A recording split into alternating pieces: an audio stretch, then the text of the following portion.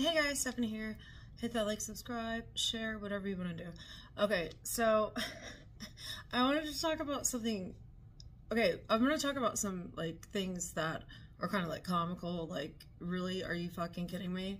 You would think right now like we live in an episode of like South Park and SNL like combined together. That's how fucking crazy shit is. That's how, like, are you kidding me? Are you being serious? Is this real? Is Ashton Kutcher gonna jump out and be like, you've been pranked or punked, you know, what the fuck ever? But like, nobody's saying we've been punked. This is like our new world of progressive liberalism, you know? Wow, I don't even know what to think about it anymore. Okay, so in California, all right, they have oh my God, I don't even feel right saying this. They call it hobo happy hour. Hobo happy hour. Okay, and it's a $5 million program that gives free beer and wine and vodka shots to alcoholics that are homeless or homeless people who drink. So then I was thinking, where do they come up with these programs? Like, not only that, Gavin Newsom can't even account for like the billions of dollars for all these like homeless programs that were supposed to happen. They were supposed to work. You know, all this money was pumped into what? It's still a huge issue. California has a huge homelessness problem. And so, I mean, if you follow the money, it's kind of interesting. Because, see, Gavin Newsom is the governor, right? Nancy Pelosi, you know, she was the Speaker of the House. And also, she's related to Gavin Newsom. And then, if you look up what Nancy Pelosi owns, it's Zinfandel Lane Winery. Who do you think got that contract for the free beer, wine, and vodka? Like, seriously? Like, oh my God. Like, there's so many important things they could be doing with it. And then they always say, well, and I even have a clip, I'm going to play it in between the next topic because I'm going to get better at editing and doing all that, where the girl is saying that their clients, okay, so the nurses, mind you, there's medical staff involved and, you know, residential homes and all this kind of stuff. And they take them to Giants games, you know, they go on field trips. These are, I don't know what the fuck is going on, but it sounds crazy to me. But the chick is talking about how they went on a field trip, you know, to a Giants game, and they even were on the Jumbotron. And I'm thinking, are you fucking kidding me? Like, I mean, gas alone, and like, I'm in Texas, and for my car, it's like $4 a gallon, right? California, I think it's like 7 something. I mean, I'm not sure if it's that exact amount, but I remember seeing something about that. I mean, something similar to that amount in like California or another blue state. So it's kind of like, you know, it's kind of like an insult to taxpayers who, like, you know, are dealing with, you know, inflation in the grocery store. You know, like 30% groceries are higher, gas is back up, you know, like interest rates are at an all-time high. I mean, it's insane. And they're saying like, oh, we're adding so many more jobs. I don't believe you, because my daughters, their friends, or, you know, they're teenagers trying to just get, you know, jobs for the summer. Nobody's hiring. And I know that with like a lot of other people too. They're like, dude, I put all this, but literally nobody's hiring. And it's like, well, I mean, the economy, look at it. It can't survive like this. It affects everybody. The only people it doesn't affect is the 1%, but it affects everybody in all middle classes. And this was how they took down Venezuela. What they did in Venezuela is they just kept raising the price on, you know, your basic goods like toilet paper, paper towels, just like laundry detergent, just like your everyday stuff, just like what we're dealing with right now, right? How they said inflation wasn't going to last. It was just temporary. Oh, it's going to do this. It's going to do that. It's going to work itself out. Oh, it's for the best. And then you have like majority of Americans who are putting a ton of stuff on like credit cards just to cover the cost. And like, you know, they do like Christmas and all that. because they were told it's just temporary. Like, oh no, it's just temporary. So now it's not just temporary anymore. It is fixed, and it's getting higher and higher. So majority of Americans, I think it's like millions of Americans, like right now, are like defaulted on their credit card bills. You have, I think it was like 500 million people that faced foreclosure. I mean, there's a lot of stuff going on that people aren't really being honest about. And see, what's happening is, while they're doing, you know, it started during COVID because, you know, all the small businesses were shut down. So during COVID, all the middle classes lost a total of $3.7 trillion. I mean, people lost everything during the lockdowns, because of the lockdowns. And then, while the middle class lost, you know, $3.7 trillion, well, guess what? The most richest men on this planet, you know, all the billionaires and millionaires, guess how much they got? $3.9 trillion. It's the biggest wealth transfer in human history. And you're paying for it. That's inflation. That is the inflation they are not speaking about. They're, you know, they talk, like Janet Yellen comes out there and she's talking about, you know, oh, it's only temporary. Oh, it's just that. Oh, we got to go higher. And oh, we got to do this. And the Fed's got to do that. And they got to do this. No, they don't. Not only that, why are we being gouged at the grocery store?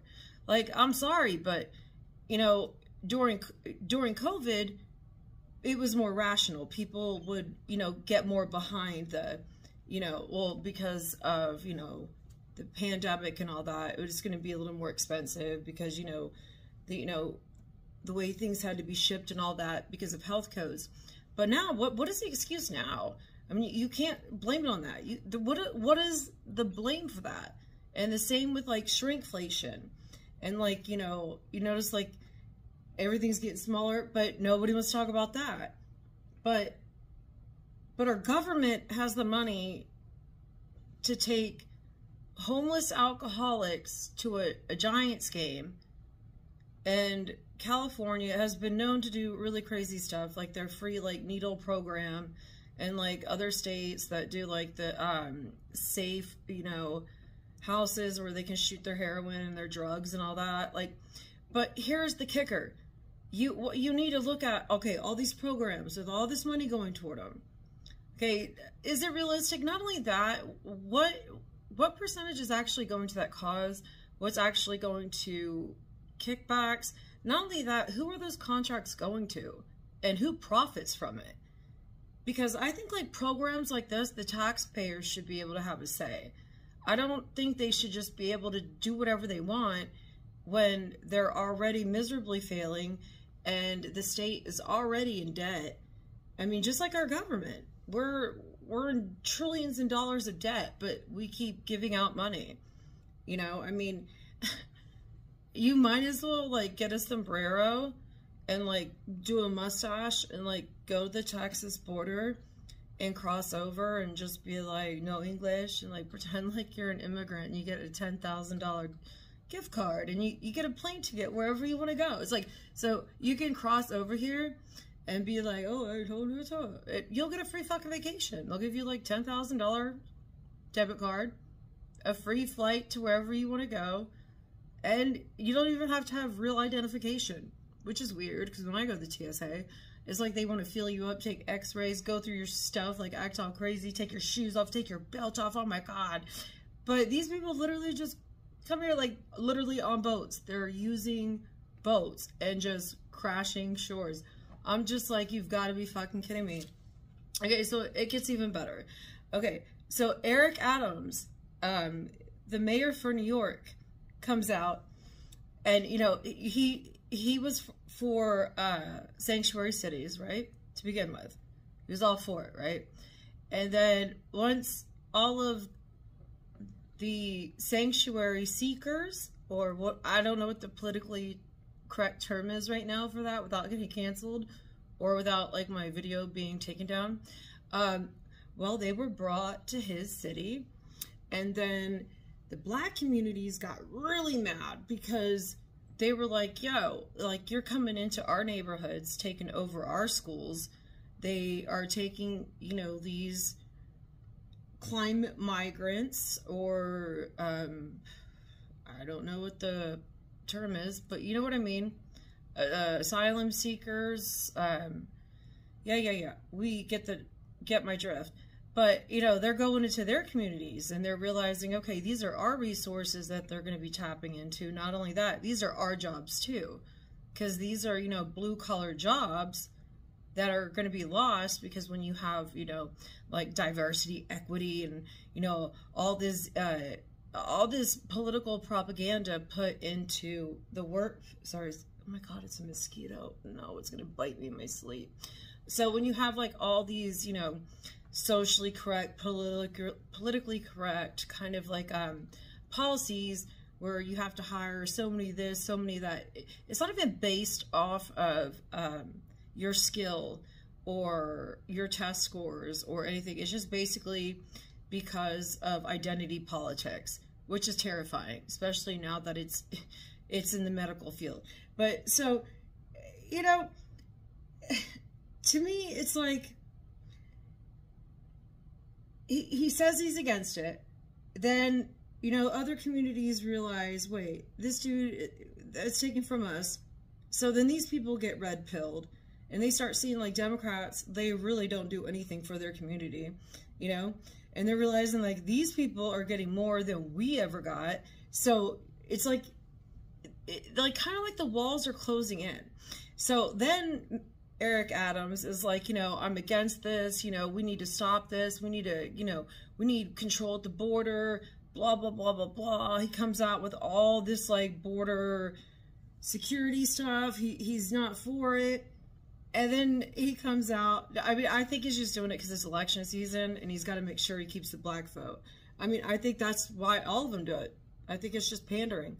I think they just keep manipulating and using certain races of people for their own benefit. And to me, that's sick, dude. You're like, your karma's gonna be so bad. Not only that, you're just disgusting for it. But now he comes out and says, well, you know, we need lifeguards. We need lifeguards. And these migrants, they're excellent swimmers.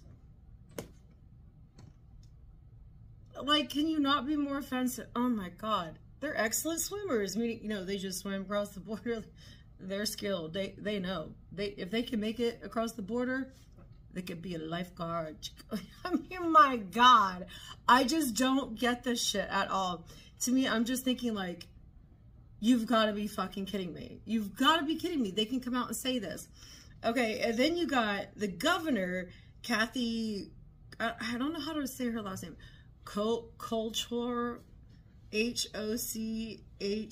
right?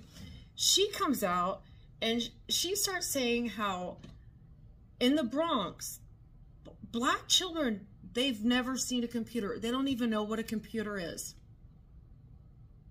I'm sorry, but didn't we have COVID lockdowns and kids had to be on virtual schooling on computers? So did all the black kids in the Bronx not get their laptops and stuff like that? Because as I remember, there was a ton of money awarded to the schools. And I remember, you know, it being for laptops, you know, for kids to be able to do virtual schooling for a year, and teachers' unions basically using kids as pawns to get what they want. Like, oh, well, we want this and we want that. And it became kind of like just this weird thing we all kind of witnessed during lockdowns. So it's kind of weird that she says that, you know, no black kid in the Bronx, they don't even know what a computer is. They have no idea. They've never seen one. So all the black kids in the Bronx during the lockdowns never had virtual schooling. Because if memory serves me correctly, all in New York, they primarily went into black communities and black schools to house migrants, and also had kids do virtual schooling because they had to house the migrants in their communities. So again, it's like you know what I'm saying? It's blatantly right there. What she's saying is a lie. Not only that, it creates more division. And not only that, it's offensive. It's offensive to say, oh, well, you know, I'm not for, like, whatever is not legal, I'm not for it. You know what I mean? But the fact that you have these people who literally welcomed you, then didn't want you because of the public outrage, then they got to kiss the public's ass, you know, because they don't want to be, you know, they don't want to lose during this election season. They want to be able to stay in their place. So they keep doing these false promises. But in the meantime, they're like, hey, we want you to stay. You'll be great lifeguards. Like, I'm just done with it all. To me, it's just, like, so sick. It's sick. And they use race. And the thing that cracks me up is all the people that are crying, like, in our government, you know, like, black kids in the Bronx have never seen a computer. They've never seen a computer before. This is the first time they've ever, this will be so beneficial. They've never seen it. And I'm going to help them. Yeah, we're all going to help them. I mean, they're actually putting all black people down. They're basically saying, without us liberal whites, you can't survive. But we're here to support you. And, you know, those Republicans, those conservatives over there, they're all evil. They're evil. They're this, they're that, they're cults. It's like they can go around and say all of that. But if you're a Republican and you say anything, you're fucked. And it's just like, it's so insulting to me. But that they go on national TV and they literally act like black people don't have IDs because they don't know how to get to the driver's license. I mean, like, seriously? Like, they constantly make the black community and brown community look like they're, like, retarded peasants, you know? And, no, wait, I can't say that word. Not retarded. That was for entertainment purposes only. Like, short bus shorties, you know what I mean? Like, the people that rode the short bus. I mean, they act like they're Captain Save-A-Hose. But they're the ones that created all the problems. They create all the problems, then they create the solutions, and they give the contracts to their friends. But, I mean, people should be offended by that. I'm offended by it. Okay. I'm literally offended by it. Okay, so on a serious note, though, today, unfortunately, Slovakia's Prime Minister, Robert Fico, I believe that's how you say it, he was shot, I believe, 5 times in an attempted assassination. And what's really to be thought of right here with this is, okay, if you go back and you start looking at the assassinations of, like, all these crypto millionaires, okay, and all these people, there's always one trend to, you know, the people that are connected to, like, or they go against a certain group of people in an establishment, and then they end up committing suicide by, like, you know, shooting themselves in the head, and then they go and hang themselves in a tree. You know, after they're dead, they hung themselves. Go figure. In that world, it's okay. In peasant world, it's not. All right? So, you know, there's been a lot of attempted end assassinations worldwide. And it's mainly against, or it's targeted to, what the news keeps calling the far right, the alt-right. You know, these crazy, you know, conspiracy, you know, nationalists, God forbid they love their fucking country. You know, these news outlets, you know, they're the ones that keep talking about it. But what they're not talking about, what they should be talking about, is how all these assassinations and, like, you know, these crypto millionaires, like all these people that are suicided, you know, like just like Jeffrey Epstein, we hear all this crap about TikTok and Instagram. All of a sudden now they want to have, like, some kind of control over it to know what's going on. All of a sudden, when Epstein's clients have not even been brought to justice. See what I'm saying? It's beyond hypocritical. Okay, but back to my original point. So he was against the WHO treaty. He was also against the World Economic Forum. He rejected money to Ukraine. He rejected joining NATO. He rejected the EU Migration Pact. And he rejected the WHO pandemic treaty. And I don't care what side of the fence you're on, that WHO pandemic treaty is serious. Because, okay, so just like we found out, a lot of things, you know, now the media is like, oh, well, we got it wrong, and my bad, we're sorry. Like, we're just supposed to forget everything that happened, everything they said. We're just going to write it off now because the truth is coming out. Like, I mean, come on. Basically just wait a couple years and a conspiracy is conspiracy truth, you know? But I just find it really hard to believe that all these things are happening. And you got whistleblowers coming out, you got all these people coming out, and the first thing they all say is, I'm not suicidal, or I'm not this, I'm not that. And just like the Boeing whistleblowers, they're dead, 2 of them. I mean, can you imagine being the hit guy for them? I mean, I'm just saying, like, everything is literally in front of our faces. We see it, we know it, we all know what's going on. And it's scary too. Because basically in other countries, like, they're banning free speech, to where if you talk against the government or against, you know, the WHO and what certain groups of people say, it's considered hate speech and you can be imprisoned for it. I mean, if this isn't 1984 Orwellian shit, I don't know what is. And we're heading in such a dangerous direction, and nobody is paying attention. Nobody's paying attention. They're too busy watching things and paying attention to things that aren't pointless, they're meaningless. But the whole goal, like, is to desecrate the middle class. Everybody will lose their homes, just like, I think there was 500 million people who foreclosed on since COVID, and guess who bought those up? BlackRock, Vanguard. So while they keep running the prices up, more and more people go into debt. More and more people lose things. Then small businesses are going to get cut out because they can't afford the inflation. They can't afford the taxes. They can't afford the new minimum wage. So people got to close down. So there's a huge effect on it. And that is the whole point. It's a very slow, methodical plan. But people are starting to notice it now.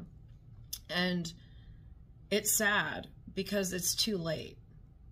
It's too late. There's no going back now. This is going to be the new norm, where we rent everything. We own nothing. Well, I don't know if my generation is going to start to see it. But it's just, to me, it's sad. It's very sad. But I mean, at the same time, it's like, what the fuck are you going to do? I mean, we have all these people saying they're going to stand up for us, and the ones who do stand up for us, well, they end up committing suicide.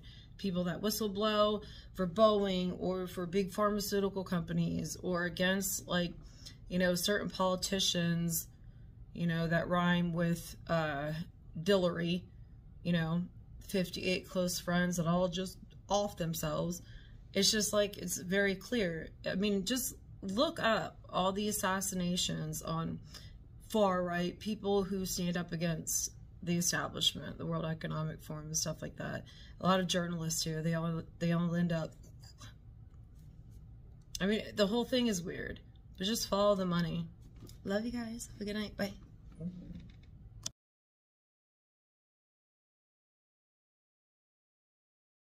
Young black kids growing up in the Bronx who don't even know what the word computer is. They don't know. They don't know these things. And I want the world open up to all of them, because when you have their diverse voices innovating solutions through technology, then you're really addressing society's broader challenges. Plan that states those jobs that we are in high demand, we could expedite.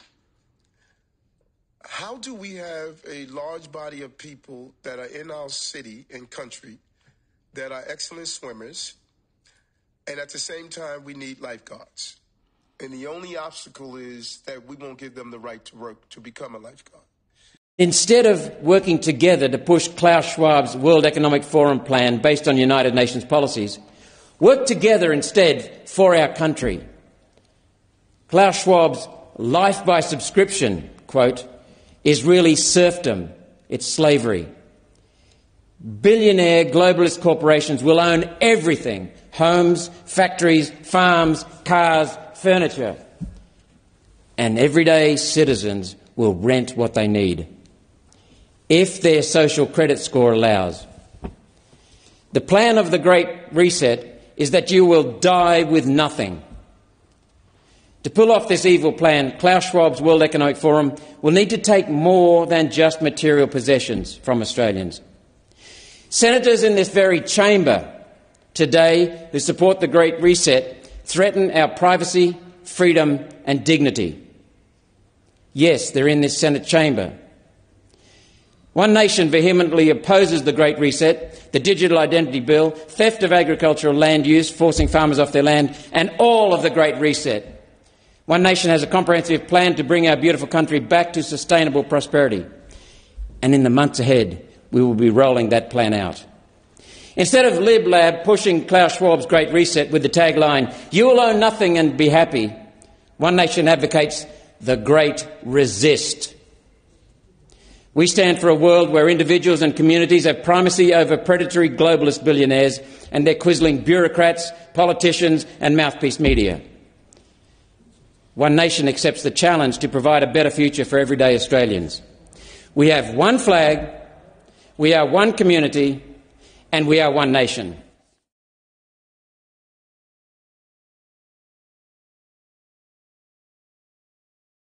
We're undergoing a soft coup, and the idea is to create a whole new set of laws and ignore the existing human rights laws and other laws under the pretext of pandemic preparedness and the biosecurity agenda. The WHO is developing through all its nations a pandemic treaty and amendments to the existing international health regulations that will remove the human rights protections currently embedded in the IHRs, will enforce surveillance, censorship, get rid of freedom of speech, require governments to censor and only push a single narrative. Also, we will be subject, if they can make this work, to vaccines developed in 100 days, which the organization CEPI is planning to do, get rid of intellectual property rights, move supplies from one country to another, enforce digital passports, and the Director General of WHO can demand that a pandemic or a potential pandemic exists. He can just declare it with no standards, and then countries around the world will have to obey.